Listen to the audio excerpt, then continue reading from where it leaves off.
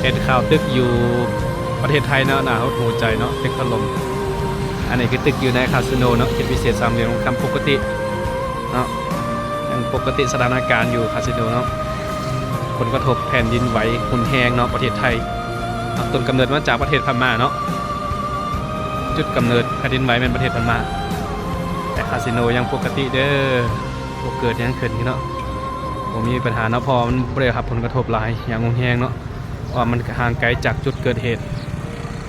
ในคาสิโนล่าสุดวันที่28มิถุนายนการก่อสร้างยังดำเนินเรื่อยๆเนาะก่อสร้างตึก30ชั้นเนาะว้าวนี่ก็สูงอีหลีเนาะอันนี้ตึกอยู่คาสิโนเขตพิเศษสามเหลี่ยมคำแต่ตึกที่ถล่มมันเป็นตึกอยู่ประเทศไทยเนาะลักษณะจะคล้ายๆตึกแบบนี้เนาะแต่ก็ได้รับผลกระทบหลายอย่างเนาะขอให้ทุกคนปลอดภัยเด้อระมัดระวังในการใช้ชีวิตภัยธรรมศาสตร์ที่นี่อันตรายที่สุดบรรยากาศปกติอยู่เขตพิเศษสามเหลี่ยมทองคำบ่ได้รับผลกระทบปานใด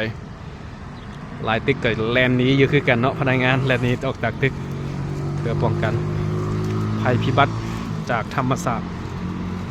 โรงแรมดอกนิ้วคำ